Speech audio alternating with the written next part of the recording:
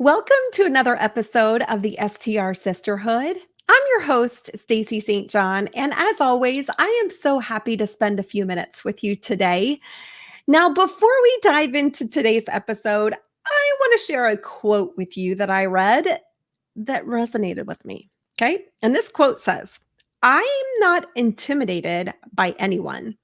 Everyone is made with two arms, two legs, a stomach, and a head. Just think about that.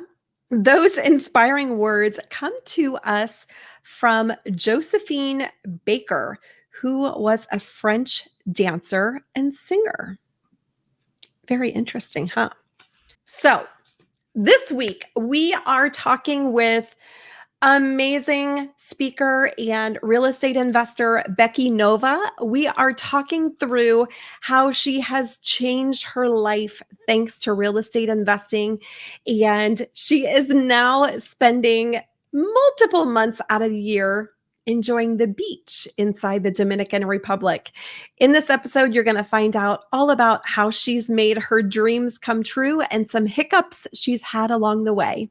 So without further ado, let's dive into my conversation with Becky. So today we are here with Becky Nova of Lady Landlords. Becky, I am so excited to have the chance to interview you. Thank you so much for being with us. Of course. I was so excited when you asked me to be on, so thank you. Now, before we dive in, I want you to share with our listeners what you just shared with me, that you just came back from, 5 months in the Dominican Republic?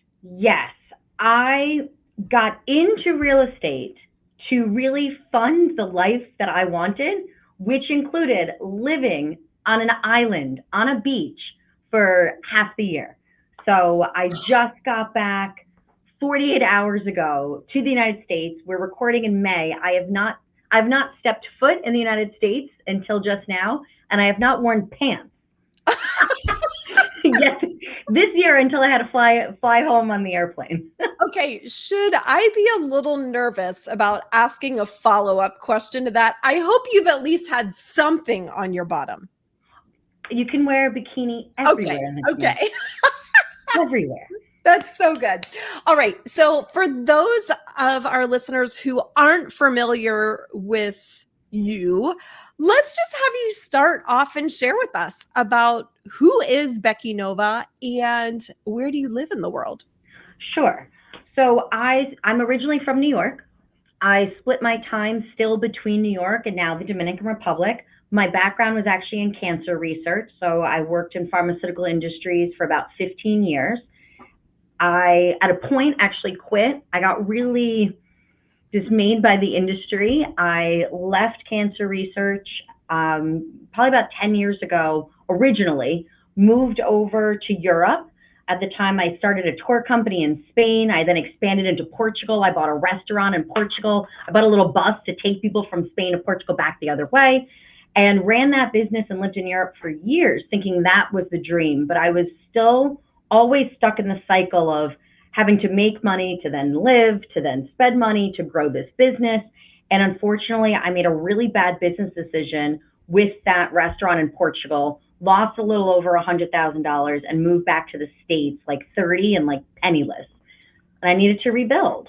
And luckily, I had to go back, unfortunately, to the medical field for a small period of time, but it was what I used as my nest egg to enter the real estate investing space and then now leave it on solid ground where I don't have to worry about going back to a 9-to-5 job.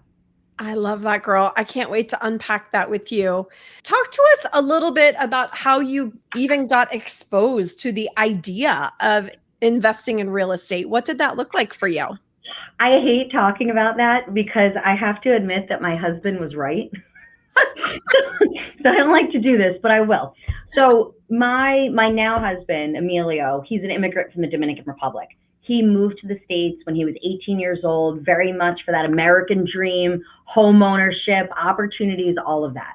So we had met right after I'd lost my business in Europe. So I had no money. I was in a horrible debt, had a horrible credit score. And here he was just doing everything he could to save another dollar, right? And I was really impressed by that.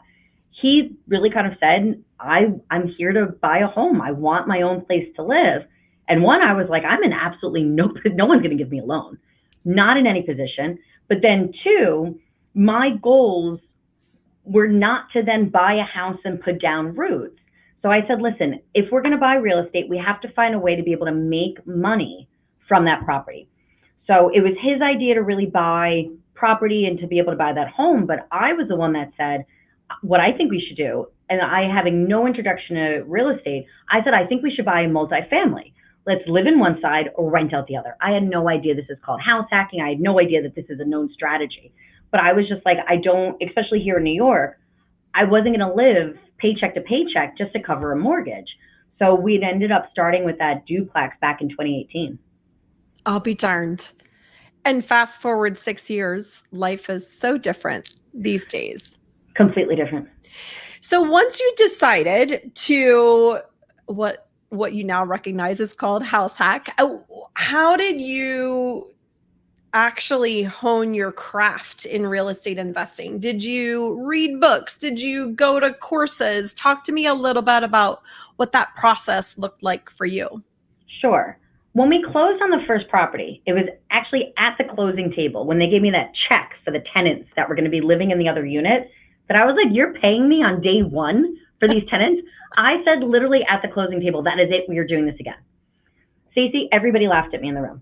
They were like, no, lady, like you just spent all your money on this property. You can't buy another property like right now. Like that's not going to happen.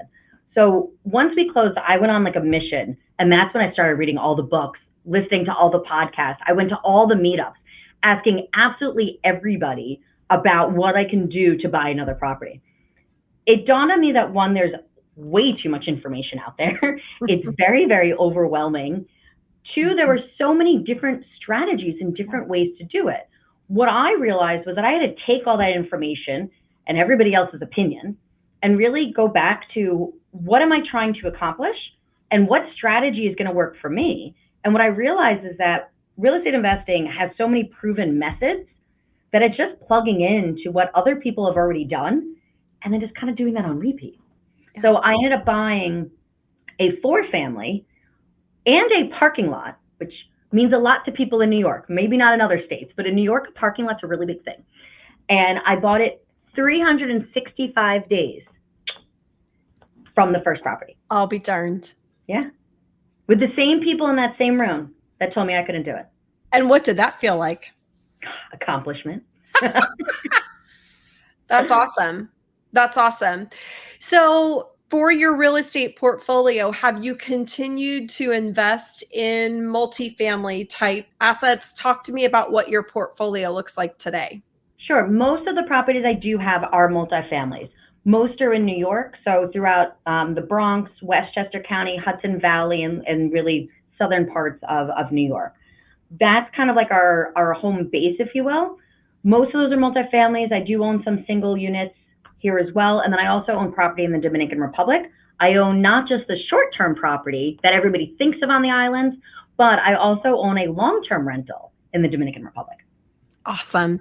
And I do want to ask you about the Dominican here in a moment, but let's go to your New York properties. Are they primarily used as long-term rentals? Do you have any short-term rentals there? And talk to us a little bit about that makeup. Sure. So with the properties that I do have in New York, most of them are long-term rentals because of the time splitting between the different places. And also New York likes to have a lot of laws about what landlords can do. Yeah. So we've had to convert other things to more of a midterm rental because we can't necessarily do a short-term rental, especially within the New York City boundaries. So that has put a lot of constraints. So even though our intention of going into something, I think it's always really important to make sure that when something does work as that short-term rental, that it still will work as a midterm rental and a long-term rental, just in case things happen like they did in New York City. Absolutely. And so you started acquiring additional properties in New York.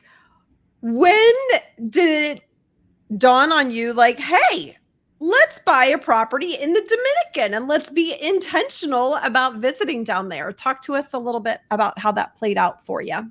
Sure. That is something very typical that a lot of Dominicans will do is once they're able to purchase property in the United States, once they're able to really have a stable income, a lot of people will go back to support their families. They send money home. They're able to then buy or build properties back in their home country. And that's not just Dominicans. That's a lot of people that have immigrated to this country like to still help family behind.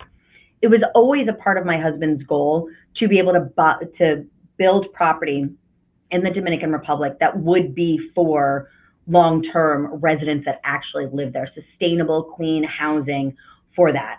So that was actually a property we started that in 2019. Caribbean time is sometimes real, and it was in this case. It definitely took a little bit longer than we thought, but that was really a property at the beginning that once we really said, hey, now we have monies coming in from our rental properties. Now we're in a better financial position.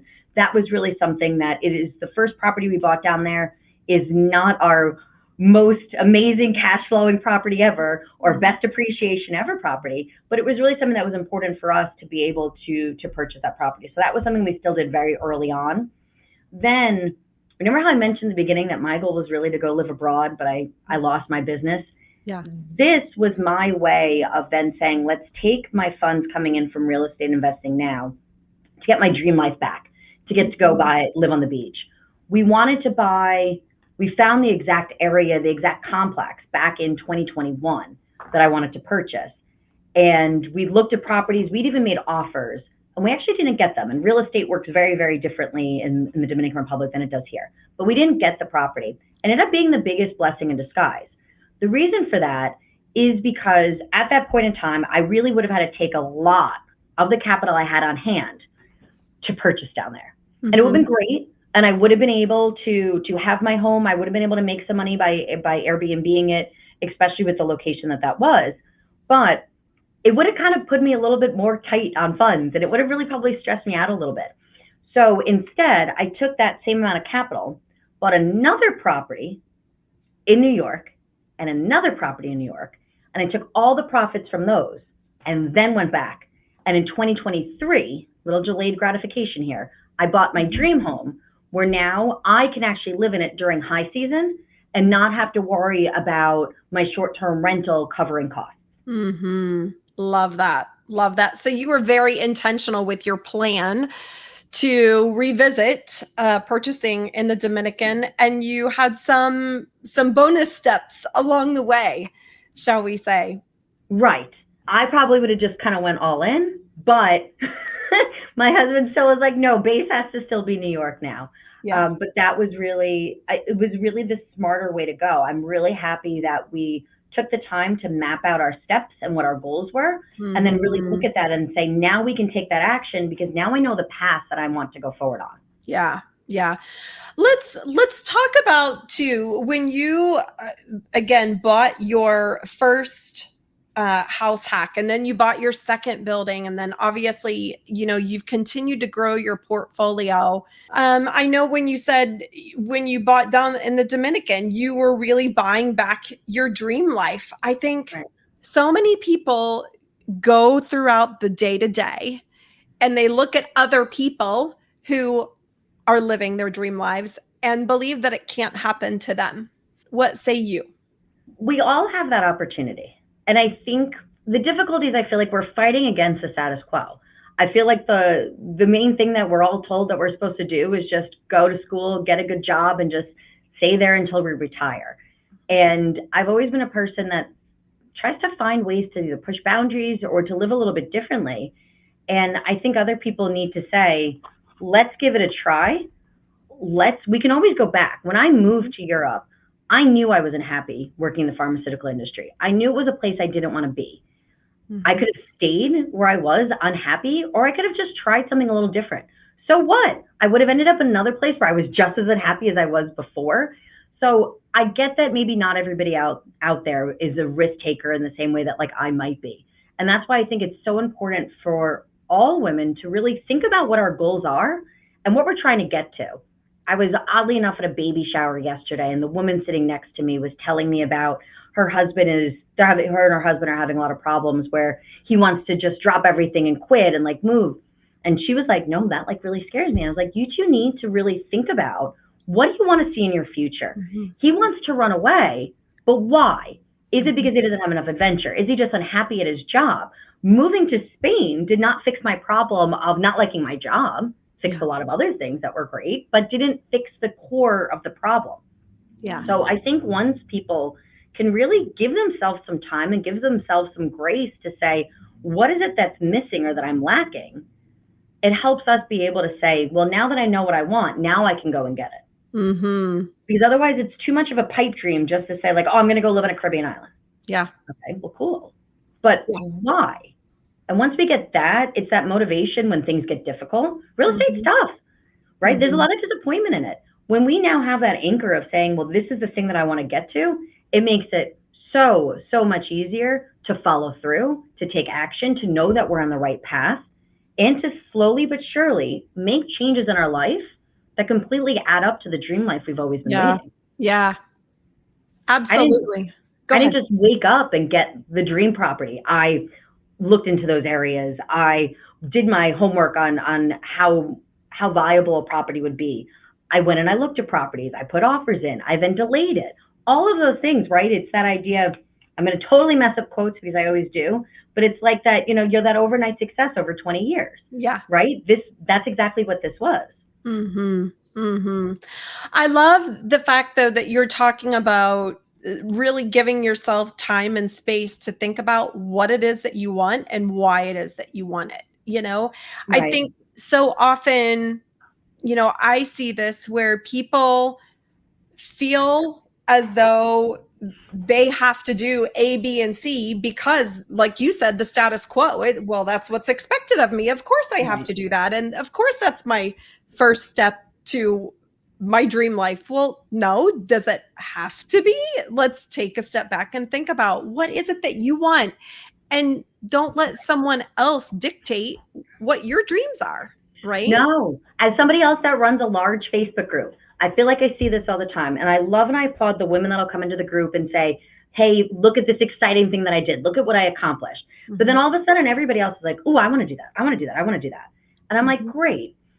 She was in a position that she was able to rehab a property, and now she's going to manage that herself.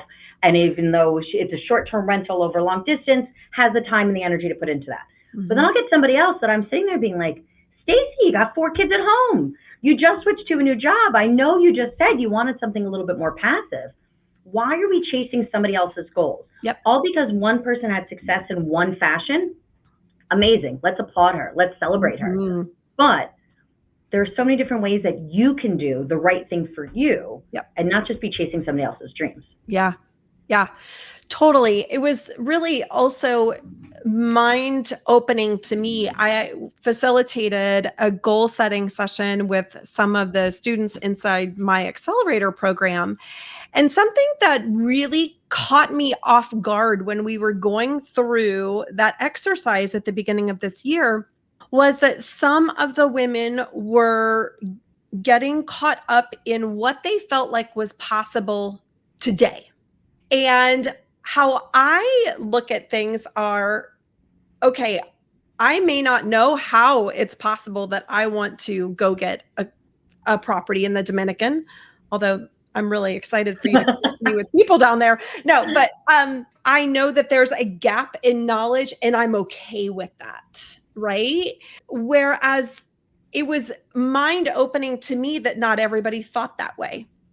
You know, sometimes it's easy to assume that the way you think is the way everybody else thinks, right? Right.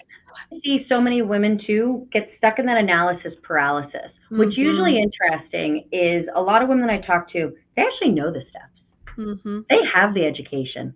They could tell you exactly the things that they have to do, but it tends to be more often the confidence to go and take that action. Yes. Stacey, what you just said there, to be able to go and take that next step without kind of having the information in the middle is very, very scary for so many people. Yeah. But what I've noticed is that a lot of women actually know the steps, but it's more of saying, am I ready to accept that dream life actually into my life? Am I ready to now be that person that I've said I wanted to be? That's actually a harder thing to do than it is to call a realtor, to analyze the market, to run numbers. Those things are all factual. They're all easy. But to really now just say, I am a real estate investor and not feel that like imposter syndrome, that's a different world. Yeah. It's so true. It's so true. And I think also, again, it goes back to what we believe the status quo is, or what we should or shouldn't be doing, investing in your education, investing in confidence building. I mean, just being surrounded by a supportive community. I don't know about you. For me, it's so incredibly impactful to be surrounded by folks who are big thinkers, who are like-minded, who take calculated risks, who can educate you and support you along the way. For me, it's like, oh my gosh, I couldn't imagine doing it any other way. Talk to me about your thoughts on that. That was the same with where I was when I mentioned earlier after that first property, trying to figure out how to buy the next one. I had no idea what I was even doing on the first one. Yeah. Right? There was nobody in my circle that ever said, hey, want to know what you should do? You should think about real estate investing, right? Or like, here's how to run numbers, or here's how to look into, whatever a market would be. Those were things that just didn't cross that path. When I started getting out there, talking to people, seeing what other people were doing, and you kind of find your people, you find your group, right? When then all of a sudden now you're like, wow, like this person she has the life that I want. Mm-hmm. Becky is doing the thing that I want. Now all of a sudden you're like, okay, I'm going to kind of be watching her a little bit more. Mm-hmm. And I feel like that also in our world of social media, when it's so easy to go to Instagram and see all those flashy checks and cars and all those different things, it's really nice to find people that you can identify with and really understand the in-between steps. That it wasn't just all of a sudden, hey, look at my dream home behind me, but here are the ups and downs that person had to go through to really be able to get to that point. I think that's why it's so important to have that community and to collaborate and to learn from each other. My journey would be completely different if I had had somebody there that said, hey, let's talk about your goals first. Now let's talk about some action steps. Now let's talk about what you should be doing differently moving forward. It would have been a completely different journey, but unfortunately I didn't have anybody there. Yeah. I didn't know you, Stacey. And vice versa. And vice versa. No, it's so true. It's so true. And I think, for someone too, who you had the courage to step away from your job, you had the courage to pick up and move yourself halfway around the world. And, again, you came back maybe with some cuts and bruises, but I'm sure you came back also with a new mindset and belief that, okay, I made this pivot, I made this change, and now what's next? Right. That failure, if I had not had that failure in Europe where I lost everything, I would not be here talking to you from a place from success today. I wouldn't. It's interesting. I recently was thinking through the fact that, we celebrate our successes all the time. Why aren't we celebrating our failures? Because that's how we learn. Right. When I moved back from Europe, oh my God, everybody was like, Becky, you lost your business, you lost this restaurant, you lost this money. Like, oh, you must be like crushed. You must be like so upset. And I'm like, not really. Yeah. I learned a ton. I went out and I did it. Cool. It didn't work out. I'll know better next time, but it was just, I couldn't control it from where the point was. I had to be able to move forward. I had to think about what was next. I couldn't just sit there and dwell on it, but it was a really, really amazing experience. And it taught me so much and it made me who I am. Yeah. And that's okay. But I just thought it was so funny that all these other people were so upset for me. And I was like, at least I tried it. I came home. I had bigger adjustment issues moving back to the States. Came back. All my girlfriends were like, great. Sunday, that's the day we always get together. Brunch, let's go. And I got back and 6 years later, they were having the same conversations about the same jobs that they hated, the same partner that they hated, or different name, but same problem. Yeah. And I was just like, I've been gone for 6 years. I'm a completely different person. And yet everybody here is exactly the same. So I might have failed, but I kind of won in the long run. Yeah. You mentioned a few minutes ago that, again, sometimes having the confidence to move forward is the hardest thing for women, especially. I'm curious from your perspective, what are some of your favorite ways or favorite patterns of behavior that you see as confidence builders? So, kind of what we just talked about, women actually are not good at celebrating their successes. We Mhm. do that very minimally. I notice that a lot of times women will say, like, oh, well, now that's done. What's like the next thing? Right? Okay, well, I bought one rental, but I don't have a second one. And it's like, no, let's take some time and actually celebrate that. And I do think then we have to look at, it was just like you said, Stacey, we have to look at those failures and say, actually, what were the positive things that came out of it? Great. I learned this about business. I learned this about real estate. I learned this about working with a realtor. Because even in losing a business or not getting an offer that we put in, all of those disappointments really have lessons that we learned with that. I Mhm. think it's very important for women to give themselves some patience Mhm. and really reflect on the things that they're going through. Mhm. Not only women who tend to be not only the primary caregivers, but also in a lot of places still working as well as that dual income, in a lot of places being that now a breadwinner as well. We have a lot of societal pressures on us, and it's very hard, I know, to say take a few minutes, but we need to think about ourselves, even if you set a timer for 5 minutes a day, and really just say, am I on track for where I'm really going? What things have actually happened? What am I really kind of proud of? I feel like anytime you see this all the time, you'll meet your friend out. Oh, I love, that dress that you have on. Oh, this, cheap thing that like I got. No, Mhm. say thank you. You're Right. right. I do look good in this dress. It's just starting to change those little ways that like we talk to ourselves and really recognizing all the little things that we've been able to do.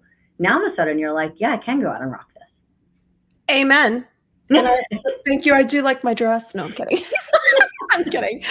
Speaking of things that you would do different, what if you were thinking about your journey in real estate investing? Would you do anything different? Would you make any different decisions? Obviously, knowing that different decisions could impact where you are right now, but talk to us a little bit about that. I would have started sooner. I know how cliche Mhm. that is. Everybody says that, but I didn't buy property until I was 35, Mhm. 34. I wish I just started sooner. Yeah. I mean, what you're able to accomplish, what you're able to do once you get into this. I feel like once you start committing and saying, now that's it, I am doing this, you're going to be on fire. There's Yeah. nothing that can stop you when you have that mission and your why really understood. I wish I had started sooner because Yeah. that would have just been I would have been living back on my beach years ago. One of the things that I feel incredibly passionate about now is helping my son, who is one of my two sons, is really interested in real estate. He is so excited to buy his first rental property, and it will probably be a long-term rental for his first Mhm. purchase, but he is raring to go, and Yeah. he's been saving up for years. And so I also, he's 20. He's gonna turn 21 in June. And something that, to your point, I think is so cool is, as a mom, having the ability to help him understand what real estate investing can do for his life and his financial future and how he spends his time is so exciting to me. Like, Right. just being able to share that with him. And I would just challenge anyone who's listening who has a teenager or has a kid who is even remotely interested in what you're doing, investing in real estate, start sharing it with them, right? Right. And there's so many different avenues in real estate investing that's Mhm. going to work or appeal to different people for different ways. But always just having corporate America is not there to take care of us. It's just not. Mhm. If we all lived through 2020, most people were not taken care of by corporate America. We need to have things on our side to really be able to support us. And honestly, it's also fun. It gets people out of that mundane kind of day by really saying, this is my project, this is my side hustle, this is something that I can build and really be the CEO of. And I think that's really a fantastic thing. And your kids do watch. They do start to see that. But whenever I meet somebody that's in their 20s, that's like, oh, this is what I'm starting with, or hey, I just bought my first property, or I'm just starting to look into this. I'm like, go do it. Now is the time to absolutely start to grow. You can start later in life. You could start still at 50 and 60. And that's what I think is so cool about real estate investing is that there's really a place and a fit for absolutely everybody. But getting started sooner, my goal was to be retired by the time I was 40. I could have done that a lot earlier if I just started sooner. Yeah. I love it. I love it. So I'm curious, what is next for you as you look at halfway through 2024 and beyond? What's next for Becky? Still continuing to grow my portfolio. I'm very much still in acquisition phase. I have 16 doors right now, like I said, mostly through New York, also in the Dominican Republic. But I want a couple extra properties to kind of round out my portfolio. I'm really building my husband a job as our property manager. That will be his role. He works in the service industry, which is a very grueling, difficult hours, time, holidays, on your feet, those types of things. So it's really saying like, what can we do to round out what this portfolio looks like? One of the other things that's a personal goal of mine, as I mentioned, I used to live in Europe. So I'm going to be buying another short-term rental now in Europe. And that's what's going to be happening this fall. Oh, I can't wait to hear about that. Do you have a location pinpointed? Yes. So it'll be Madrid. So as I mentioned, I used to live in Spain, so I would like to go back there, but it's something that just like my properties in the Dominican Republic, I get to go and stay in different places all the time when my short-term rentals aren't booked. This will be the exact same thing. Madrid is an amazing jumping off point to get to other places in Europe very easily. So that's actually why I'll be purchasing Madrid. So I head out there at the end of July to start looking at a couple different property options. I love that. I love it. So good. All right. I want to move to what I call the lightning round. Okay. So I am going to ask you to answer with the very first thing that comes to mind. I have a feeling that I might know what you're going to say for the answer to the first question. And that is this. Where is your favorite place to vacation? Any beach. Any beach. I love that. Me too, girl. Did you grow up vacationing on the beach? Every summer, my mom worked her butt off to save to take my brothers and I on a beach vacation every single summer. And we had a drive. We didn't have a lot of money. We drove up and down the eastern seaboard to go on a beach vacation. So honestly, yeah, that's probably brings me back to those memories of that week of just freedom. Yeah. Yeah. So I was the same way. So I grew up going most typically to the beach one year and then Disney World to the opposite year. We just, went back and forth, but I absolutely love the beach. Like I'm a beach girl at heart. If only I had the tan that you had. If all my freckles ran together, I would still not look like Becky. Okay. It's amazing. Thank you. You have to look at a picture of her while she's tan. It's beautiful. Thank you. All right. What's one place you've never been that you want to visit? Russia. Ooh, now that came out very quickly. Talk to me about that. It's just so different. Yeah. It's just so different. Honestly, clearly a lot of political things going on right now that I do not want to get involved in and would not be going there. Definitely also a lot of civil liberties that over the past couple of years, they've really restricted that. I do not personally respect that. But architecture, religion, history, I think is absolutely gorgeous in that country. And those are things that I would love to see when they can kind of get their act back together a little bit better. So good. All right. What is one thing you know now that you wished you knew when you started out in the world of real estate investing? It's not as hard as people say it is. I think real estate, like I said, it's proven methods. What people are doing in real estate is what people have always done in real estate, right? Yep. There are so many different avenues and there's so many different places. I feel personally, when I was trying to scale my portfolio, I felt like I was always trying to come up with a new strategy or create something that was going to be different to be able to get me to scale. And then I was like, no, but look at all these millionaires that they did it and they just kept that wheel going of doing the same thing over and over again to be able to scale. I was just like, let me just plug into proven methods. I feel that I'll speak for me personally. I was listening to podcasts and reading books thinking that I was going to find this like magical answer that was going to tell me how to scale my portfolio. And it's really not there. It's really with you. Yes. Amen to that, girl. Amen to that. I think, again, it's very easy to always be in this search mode instead of breaking out the mirror, looking within, having the confidence to be able to move forward and working on your own craft. Right. Don't chase other people's dreams. Amen. Okay. What is the best piece of advice you've ever been given? I'm going to have to steal it from Nike. Just do it. There you go. Just do it. We get so caught up in, but should I do this or should I do that? Or what if this doesn't work out? Or then like, what if it does work out? Just do it. Just go for it. Give it a try. See what happens next. It's so true. And I think if you're going to play the what if game, you have to play the what if game on both sides. What if it doesn't work out? Yep. Okay. What if it does work out? Okay, great. Now let's look at both scenarios and which one do I want to lean my energy into, right? Right.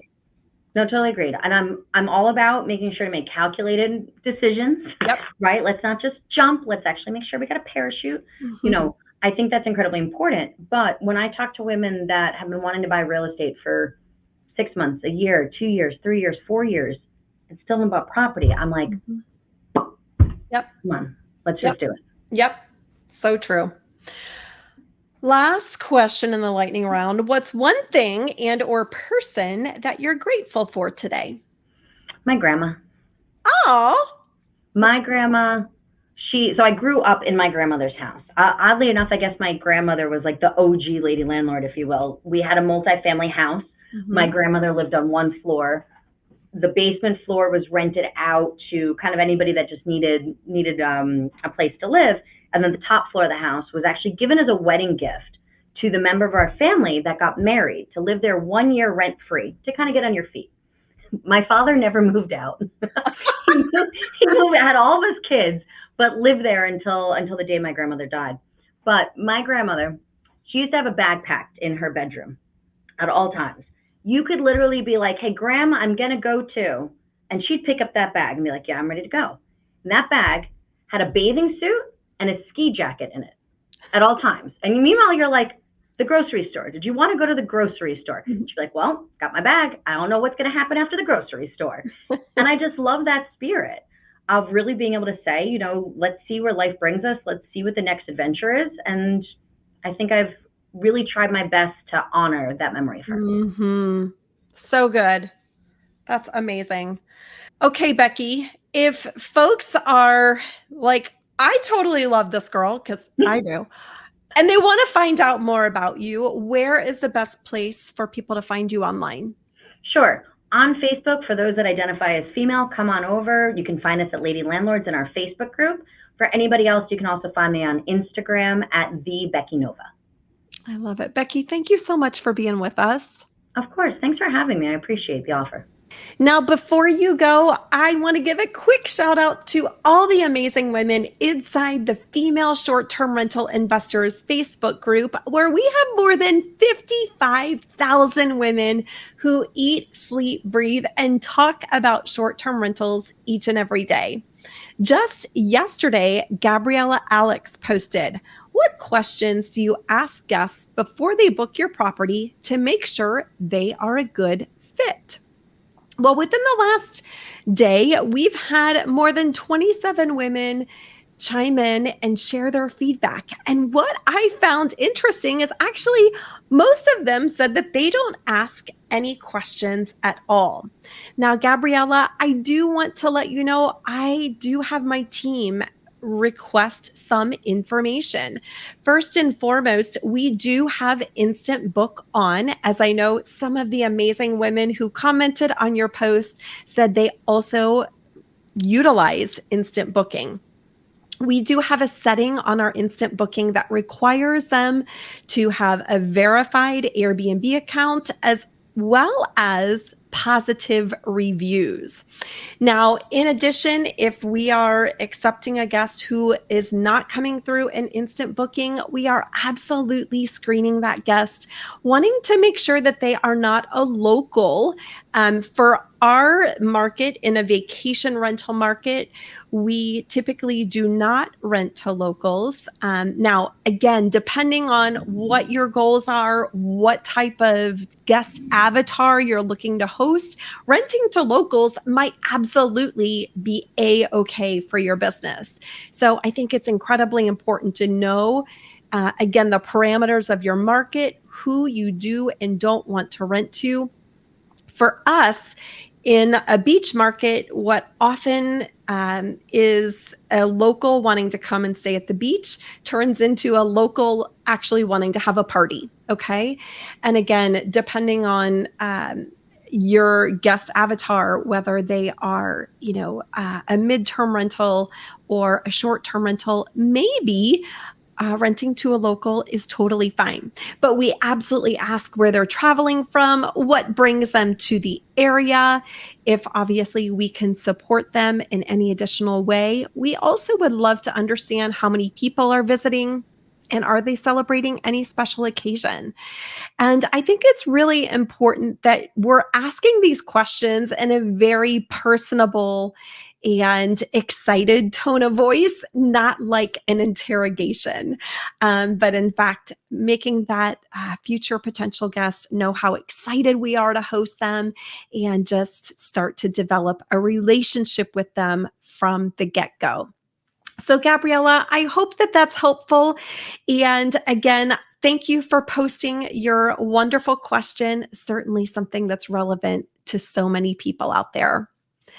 And that's it, my friends. I hope you have a wonderful week. Again, I'm so grateful to have the opportunity to spend some time with you.